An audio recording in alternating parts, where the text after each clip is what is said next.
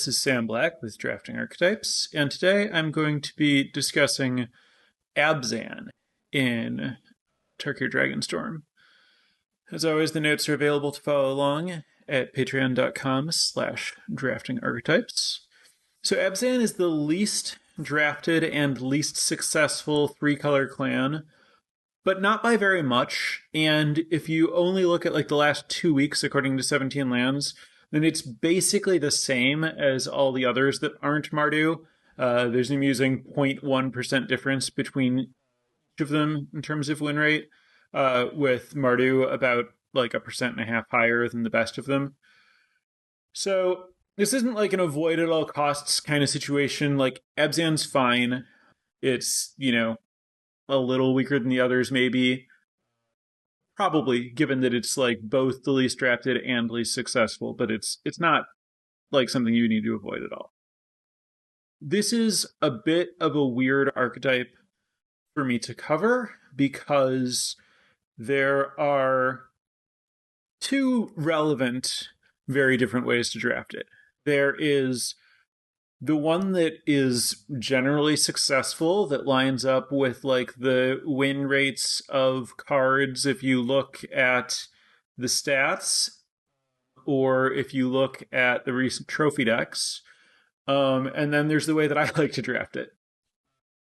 So I'm going to touch some on kind of the conventional way to draft Abzan, and then I'm going to talk about what I like to do with it, which is different. So the conventional way to draft Abzan is basically just big, proactive, you're about power and toughness, and a lot of the stuff from green-black counters carries over and applies pretty directly. You're just kind of looking to be a big proactive deck that's like putting more numbers in play than your opponent, and so you can make profitable attacks because your creatures are just bigger, and you get to back it with pretty reasonable removal spells. Compared to straight green-black, obviously your mana's less clean. You're going to have some tap lands, but that's not that big of a deal because it's not like you're playing one-drops anyway. And you get some nice white cards. Like, the most played white cards in green-black overall, or in like the most played white cards in Abzans, the cards that are most commonly added to like a green-black, what a green-black counter deck would be without the white, are Reputable Merchant, which I think is generally a mistake. You mostly shouldn't be playing it, but it makes sense that it's the most played white card in Abzan decks because no one else wants it, and it's easy to convince yourself that like you should be playing it, I suppose. Followed by Skirmish Rhino, as in Skirmish Rhino is played in Abzan decks more than any mono-white common, which is interesting but makes sense. Then Stormplane Detainment, then Armament Dragon, then Salt Road Pack Beast, then Kin Tree Severance, the uncommon exile big creature thing, or expensive online permanent rather, then Fortress Kinguard, the 2-drop. So the Abzan uncommons are clearly a big draw to Abzan. Like, that's what's getting people into playing Abzan rather than playing green-black counters. They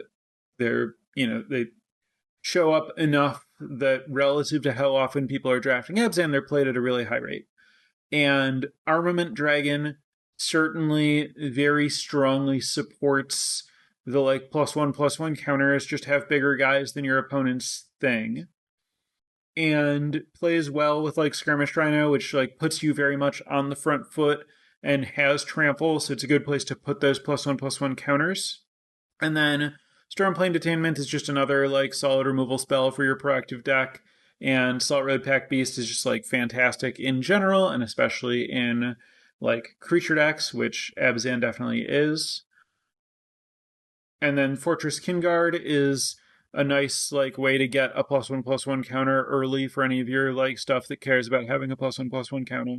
So there's like a lot of, cards that fit pretty well in the +1/+1 counter space that white offers. So it definitely makes sense to like move from green black into Abzan if you're seeing the Abzan cards.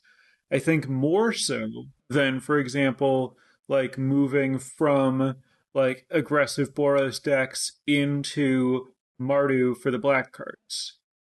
So, especially because the aggressive Boros decks have a lower curve, care more about like spending their mana on turn one, care more about like using all their mana to double spell and having a cleaner mana base to double spell.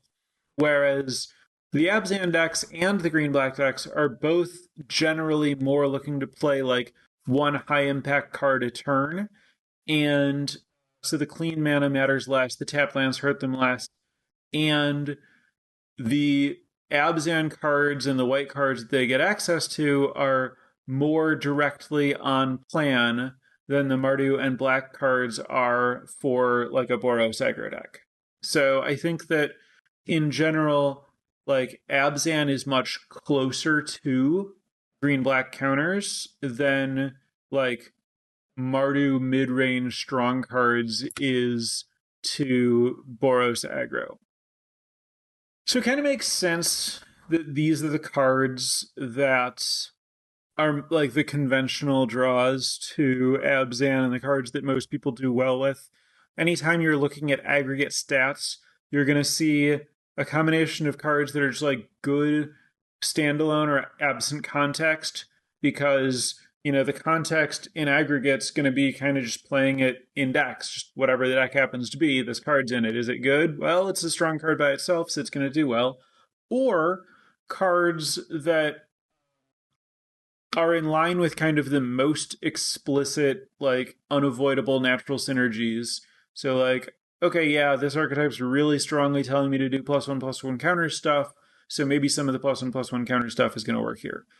As it happens, the +1/+1 counters specific stuff, like the Stalwart and the 2/3 Menace guy that draws on a +1/+1 counter creature with a counter connects and stuff like that, those all perform pretty poorly in Abzan. I think we're seeing more like standalone, like good rate cards performing well rather than any synergy performing well in Abzan. But the cards that I like in Abzan notably have really bad win rates overall. So my take on Abzan prioritizes its removal. You have a lot of really good removal, and using the removal to grind, and grinding by using graveyard enabling and recursion. So to like enable the graveyard stuff, you have Anok Wayfarer, the 1/1 that mills 3. Nightblade Brigade's like soft enabler. That's the 1/3 Death Touch that surveils 1, but it like works pretty well because the Death Touch means that it trades pretty easily and can like it's a good defensive body, trades up later, so it works pretty well with this like graveyard recursion stuff. Watchproof the Wayside, the 3/2 that gains 2 and mills 2, and Rakshas's Bargain are like the primary ways to fill a graveyard. Rakshas's Bargain, obviously like a Sultai card, but you can play it in straight Abzan, and my straight Abzan decks are pretty open to splashing because, they're defensive long game decks with a green base playing a bunch of Wayfarers. Like, I don't, have any attachment to being like strictly 3-color in these decks. And then to take advantage of this like graveyard enabling, you have Whale of War, the 3-mana instant that returns 2 creatures or gives your opponent's creatures -1/-1. Both modes are very good and very relevant. Rite of Renewal, the return 2 permanents and shuffle up to 4 cards into their owner's library. Wayspeaker Bodyguard, the white 3/4 that returns non-land permanent with mana value 2 or less to your hand and tap stuff when you flurry. Abzan Devotee, the creature that returns itself. Sidisi, Regent of the Mire, and Yathan Roadwatcher. Those are both rares, but I think they're both very relevant to the space because they go pretty late, and I prioritize them and end up having them. So, like, almost all of those cards have, like, stats that are bad enough that it looks like you would be making a mistake if you put them in your deck, but they work really well together. So I want to talk more about Sidisi in particular because it's actually my favorite limited card in the set, and it's my most drafted rare. I've drafted 11 copies of CDC. My next most drafted rares are 7 copies each on like 4 different cards, including like Meringue River Regent, which is just lucky. But CDC, like, I'm seeing it late, I'm taking it, and it's been consistently good for me. I've had it 11 times, it's worked out very well. So when you have CDC, you want to be able to activate it productively every turn, starting as soon as possible. In order to do that, you really need. This is a rare, if you're not familiar. 1 and a black, 1/3. Tap and sacrifice a creature with mana value X to return a creature from your graveyard with mana value X+1. You need to have a creature in your graveyard that is exactly 1 more mana than the creature that you're sacrificing in order to use the ability. You can't just like sacrifice a creature because you want it to be dead, because it does target. And you have to go up 1 exactly. You can't go even or down or whatever. And it's sorcery. So you need to have some like self mill to get to the point where you like find like you need creatures at various mana costs so that you have creatures that are 1 apart from each other so that you can chain with them. And in order to realistically get the right different costs in your graveyard, it's very important to have ways to mill yourself so that you're like finding these things. So like Enoch Wayfarer and Watcher of the Wayside are a great start. Wayfarer can find Watcher, and they both like fill your graveyard to find things that cost other numbers. You can do a lot better than that, especially at 3. There are a lot of different 3 mana creatures that give you value in various ways. Siege Rhino obviously drains your opponent. That's like fine, but nothing exciting. There's like the 2/1 lifelink Endure that can make a 1/1 creature. Again, not that exciting. In blue, you get some much more exciting options like Sibsig Appraiser and Dragonologist and the 3/2 that exiles a creature to return a spell. Looping with any of those lets you do some really powerful stuff. I find that the hardest bottleneck is having a creature that costs 4, especially a creature that costs 4 that is like meaningfully strong to return and sacrifice.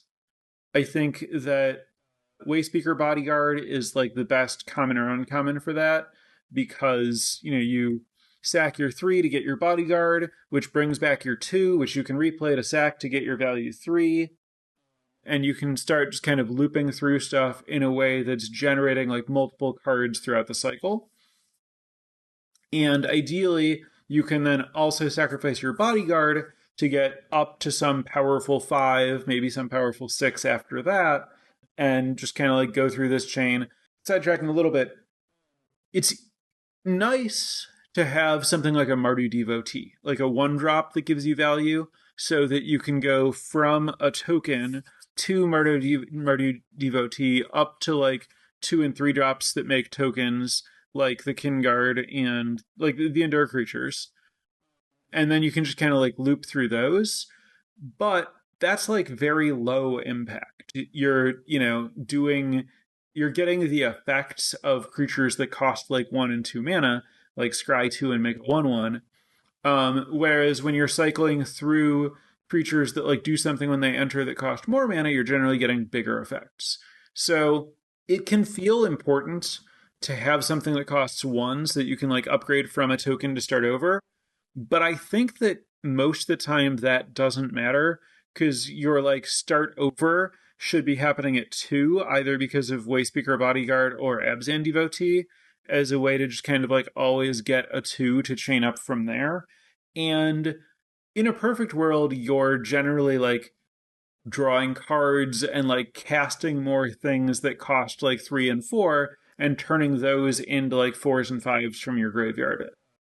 So Wayspeaker Bodyguard is the best like uncommon for doing this stuff. I've also been happy with the 3/3 Blood Artist guy, since you're like chaining through a bunch of different creatures, gaining life while you're doing that can be really good. And then at common, you can play Sandskitter Outrider and Trade Routes Envoy. Both of those go pretty late, generally aren't very good, but they're like fours that can generate value. For Trade Routes Envoy to work, you need to make sure that your deck has like a decent number of ways to have a +1/+1 counter incidentally. Then your Trade Routes Envoy is drawing you a card when you cycle through fours. Sandskitter Outrider is generally making a 2/2, which is pretty reasonable. Once you get to fives and sixes, it's like, putting any like 5 mana creature into play is generally pretty good. A lot of the time, that's just going to be getting some like dragon or whatever. Yeah, so CDC is very strong as long as you build around it by having a lot of self mill. And in these decks that have a lot of self mill, you want a lot of graveyard recursion. So CDC, Whale of War, Right of Renewal, Wayspeaker Bodyguard, Yathan Road Watcher.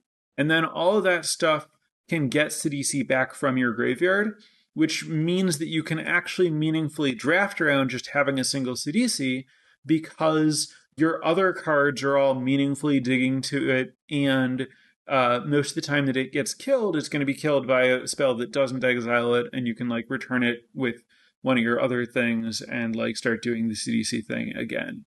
So I think like properly understanding CDC leads to a lot of like very fun, very successful decks that really do lean pretty heavily on CDC. But I also don't think CDC is required for this like way of drafting Abzan to make sense. There are a lot of good rares that are creatures, and if you have any of them, then you can see them more often, cast them more often by having the mill stuff and the recursion stuff. And Right of Renewal in particular gives you a really, really strong late game against the other late game decks, where you both get 2 cards back right now, but also make the rest of your library a lot more powerful. So it's like a big immediate burst, and then also increases your like late game situation in a way that's like very, very good in the like 2 decks that have a bunch of like card advantage facing each other. The like deck healing gives you like very real inevitability there. So I think it's important, since I've spent so much time talking about the recursion aspects, the like self mill, the stuff that the deck is doing, to step back and reiterate that this deck needs to prioritize removal over all that stuff.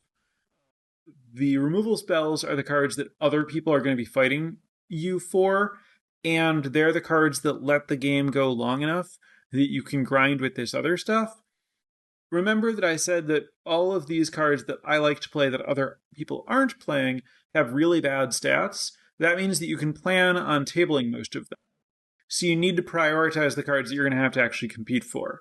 Any of the exhales that you can cast, you're like just any removal spell at all should be a high priority, so you can just like do the grindy thing, create a small game by eliminating all your opponent's stuff, and then the value that you get from your like 2-for-1 recursion spells is a lot more impactful. And more importantly, you're like not dead at the point of the game where you're like trying to maybe take a turn off to like pick cards up from your graveyard.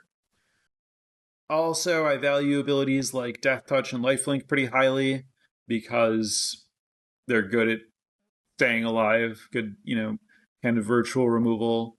And I think, the rare creatures are very impactful. It's like a lot better to try to draft in this way when you have rare creatures to return. If you're just like milling commons and getting back commons, going up a common or two doesn't really matter that much and probably won't win you the game.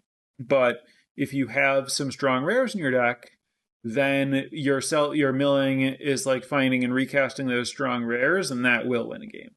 So this isn't like my go-to plan when I like open a pack to start a draft in this format.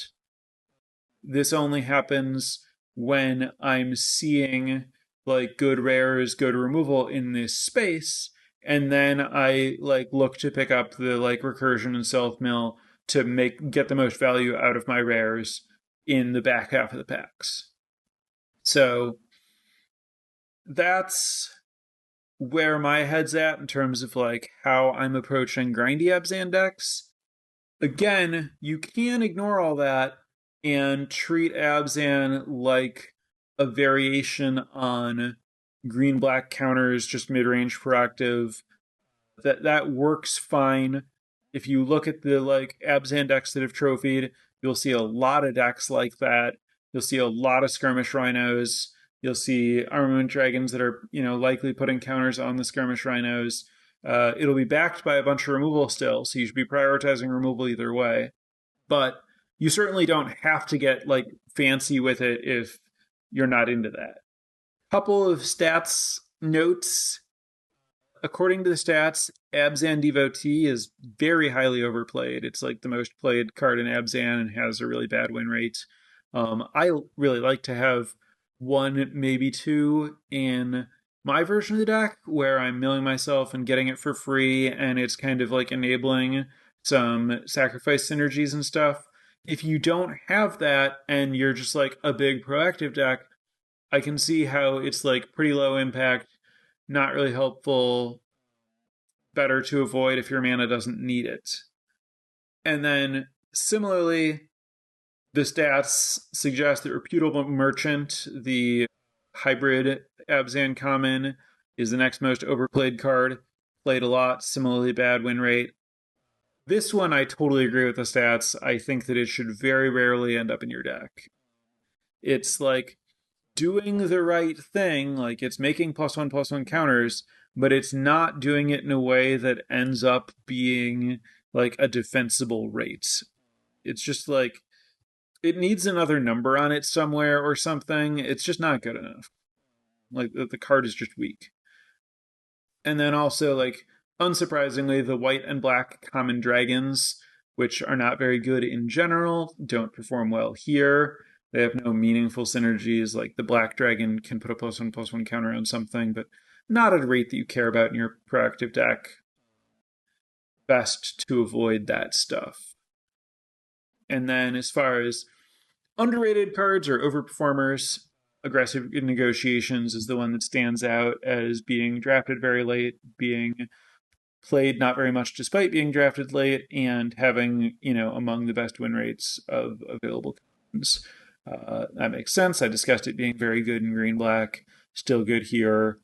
As long as you like have creatures to like put the counters on, it's like a good rate for what it's doing. The information is powerful. Exiling your opponent's strong cards is really powerful in this format, and your creatures like use the +1/+1 counter well to make productive attacks. It's just like generally a good place to be in the like proactive aggressive decks. And that's what I have to say about Abzan. So now we're going to turn it over to Twitch chat for further questions about Abzan. While I'm waiting for chat to give me some questions, I will implore you to consider checking out patreon.com/draftingarchetypes to join the Patreon, get access to the show notes, the polls about topics, coaching discounts, assorted benefits listed there. So, as for questions from chat, what about a cheeky hawk package, right to shuffle dead hawks? I've never considered that.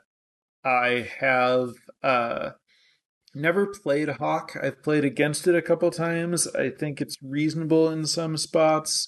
I think that in general, hawks are more bad with self-mill than good with self-mill because I think that it's more likely that it's going to be more relevant that you mill a hawk and therefore are down that hawk to find than that you shuffle your dead hawks back in. So I don't think that I would recommend trying to pair hawk with like right of renewal in that way. As far as like I'm a grindy deck with a bunch of removal that's looking for a source of card advantage, I think it's like reasonable to have hawk package in theory, but I've certainly never ended up in a space where that was what I wanted myself. As so the next question, thoughts on Jade Sentinel? That's the 1/5 ape snake with reach and 2 tap. Put a card from a graveyard on the bottom of its owner's library. I would like this a lot if it didn't tap to activate. It does, so it's a lot harder to like do anything fancy with. And I think that it ends up usually being too slow and low impact and like unreliable to like really change the way that you're drafting to take advantage of. It's just kind of like too slow to do its thing to like in theory I really like the idea of putting stuff on the bottom of your deck and then shuffling it in with omens and making your deck a lot better, but because it can only do it once a turn and it can only start pretty late and you're like not that likely to have like free mana to do it for quite a while, and like the things that the strong decks are doing are so powerful and it's like so fragile that I think it just like doesn't usually work out. I think that the kinds of decks that use these creatures need to be able to rely on them in a way that you just really can't rely on Jadecast Sentinel because of the fact that it needs to tap tech. Yeah, and also the like leave your graveyard synergy cards that would work well with the Sentinel, say on your turn, so you have to like do it sorcery speed, so you can't also block with it, which is another major strike against like trying to take advantage of that synergy. It's just like very, very slightly too restricted to do what I'd like to do with it. Is decking never an issue? You know, the thing that I'm talking about doing is milling yourself to get back strong rares, and then those rares should be able to end the game. There are spots where like you lean pretty hard into like right of renewal, and if you know mill your only right of renewal, or if you mill both the right of renewals that you have, like sometimes you'll get decked or whatever. But I think that's pretty rare, and that like Jadecast Sentinel isn't a real solution to it anyway. So, like, when you're thinking about how to make sure you don't get decked, like, that's just not a good way to solve the problem. Was there a mention of green white aggro in the green black episode? No, I have not explored any 2 color allied color decks. I don't know if I've ever played against one. I think I've like seen a couple ever.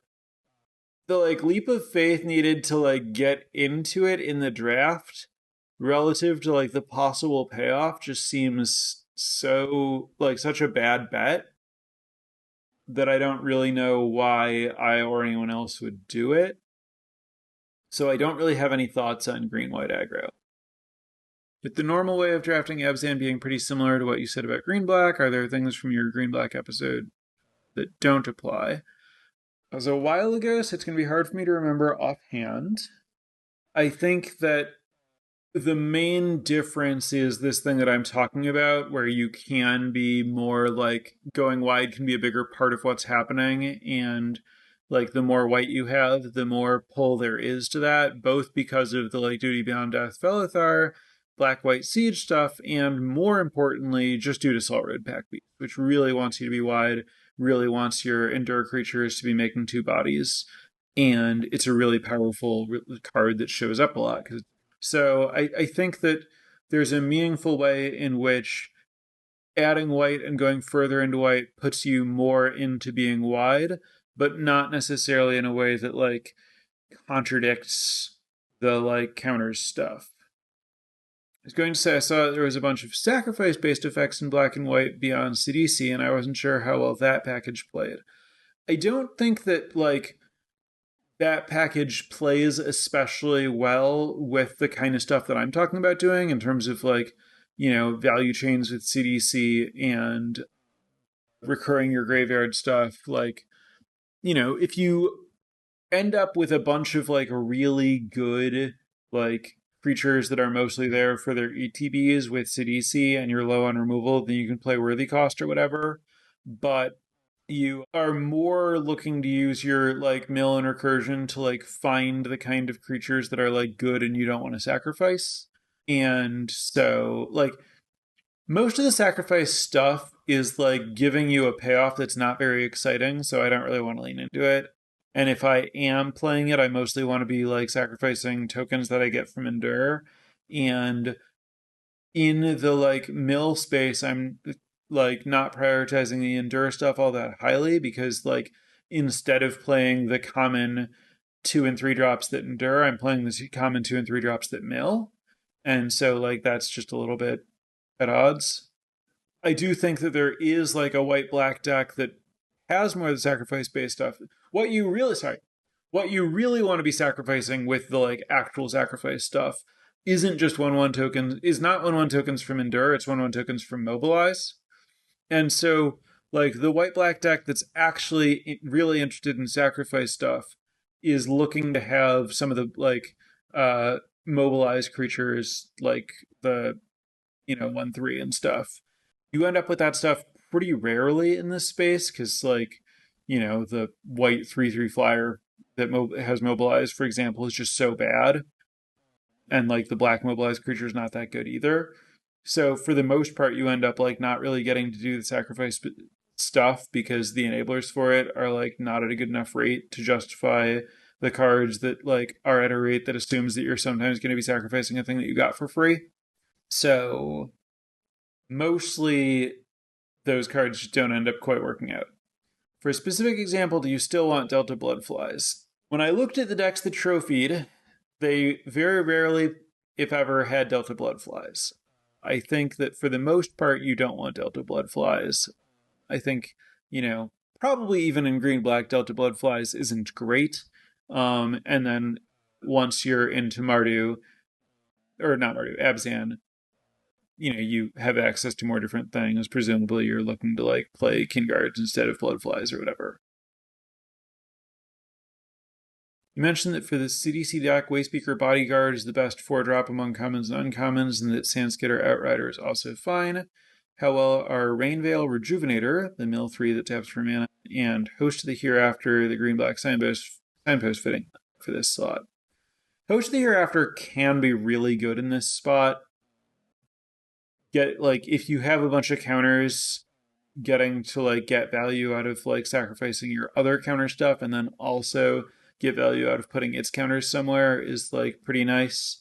I have not played Rainveil Rejuvenator. It seems like it would be the kind of thing that I'm looking for since I want to mill 3, but it just feels like a pretty bad rate, and I want my mill to be cheaper and faster than that. It's possible that I'm sleeping on it a little bit and that I should be playing it in 2% of decks instead of 0% of decks or something, but I'm definitely not excited about it. Host of the Hereafter, I think, is more relevant, but Host of the Hereafter is better when more of your cards are about +1/+1 counters and your deck is more aggressive, whereas my recursion mill types decks generally end up having appreciably fewer +1/+1 counters and being a lot less aggressive. So while Host of the Hereafter works reasonably with CDC in terms of being enough value, it's a little bit worse of a fit for the deck overall, certainly relative to how highly it's taken. I can pretty reliably table Sandskitter Outriders, which is why I often end up playing them, is if I see CDC late and I don't know to be looking for a value 4-drop, then oh, this will be available at the end of the draft to fill that role. Whereas Host of the Hereafter, you don't really get for free at the end of the draft as often. Are there any important differences between Abzan and Sultai? I mean, certainly the way that most people are doing it, they're quite different. Abzan is a lot more proactive and about the +1/+1 counters. Obviously, the way that I'm doing it, I'm basically drafting Abzan like it's Sultai, and just like getting some extra value from pack beasts and, you know, Abzan Devotee fits well there, and Yathan Road Watcher is really good. Um, but like all the cards that I'm looking for are basically like green black outside of like Road Watcher and like Skirmish Rhino is fine. But to the way that I'm drafting, no, it's really green black X self mill. I think that I'm somewhat like shoehorning my approach in here in that like there are a lot of blue cards that I really want, and I mention this here because I have trophied with like a straight Abzan deck with like four Enoch Wayfarers and CDC and doing exactly this thing, but more often than not we're talking about like four-ish color like non-red base green black deck that has like both some blue and some white cards in it. I think at this point my note is I think Abzan's actually like pretty interesting to draft. I think that like there are different approaches that are legitimate, and you can go more into the recursion stuff or you can go more into the like proactive stuff. And with the proactive stuff, I do think that there is like a kind of real difference between like the green black big and the white black wide big. And I think that you really want to pay attention to like if you see any of like the Abzan's rare saga that makes three guys and puts counters on them is like a very big draw to being wide. If you can like if you have stuff like that and or Felithar and or Duty Beyond Death, like there's a very real reason to care about how wide you are, also Pack Beast. And if you don't have that stuff, then you really don't care about being wide and you'd rather be big because big is going to give you more easy attacks.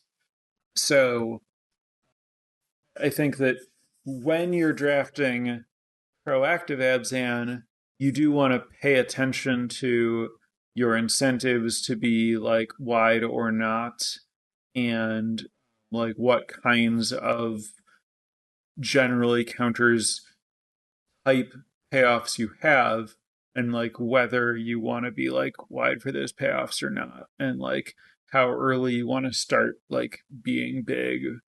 What kind of game plan do you like Severance Priest for? This is a good question. I think Severance Priest is underrated.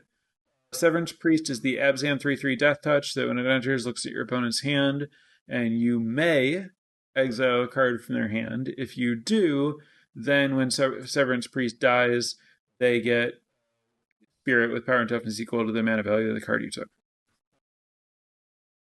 People are always talking about like, oh, I'll take some dragon and then this will die and then my opponent will have a 6/6 and then I'll lose to the 6/6. You can just not do that. You're generally looking to get a 3/3 Death Touch for 3 and see their hand, and usually take a 1 or 2 mana removal spell, often one that would kill the Severance Priest. And then if the Severance Priest dies, the creature that they get usually won't matter against your much larger creatures. And like the knowledge plus having removed a removal spell is really good. There will be times when your opponent has like some unbeatable like 5 or 6 mana rare, and you will take that from them and hope that your Severance Priest lives. And if it dies, then maybe you'll have to use a real removal spell on the creature that they get. But I think it's important to understand that Severance Priest is a 3/3 death touch with a very good ability, and you should never think of the ability as like a liability or drawback because it's a May. You can just not take a card, and when you're deciding whether or not to take a card, you have a lot of information. You get to see their entire hand. So, as far as like what kind of game plan, like it's a 3/3 death touch. It attacks reasonably well, counters are reasonably good on it, it blocks pretty well. Like it's fine wherever. This isn't a card that I'm like really excited to first pick or anything, just because it's like a relatively difficult to cast like Abzan card. But I do think that it goes a little bit later than it should, and that when I see people talking about it, they seem a little lower on it than they should be. Also, yes, you can do things with Kieran where you play it and bounce it in response to its ability, and then you get like the old school like Fiend Hunter type tricks where you get to get rid of a card and your guy is gone and it left before it had exiled a card, so they don't get anything, and it's just like there's no risk and you take their thing. Obviously, we're talking about a 5-mana combo of a rare and an uncommon, so it doesn't come up that much, but yeah, Tide Hollow Sculler is the more direct comparison. All right, I think that's going to wrap up this episode on Abzan. I am very weirdly bad at knowing the exact details of the release schedule. I believe that there's going to be exactly one more episode covering Tarkir Dragonstorm before we get into looking at Final Fantasy, but there's some chance that I am wrong about that in either direction. But I think that next week I will be doing a final episode on Tarkir Dragonstorm and then moving into Final Fantasy the following week. So thanks as always for listening, and especially to those in chat, and even more especially those helping me out with questions. And have a good week. And if anyone is going to be playing CDH in Nashville this weekend, I'll be there. Feel free to say hi. Let me know that you are a podcast listener. And bye for now. Prepare for light speed.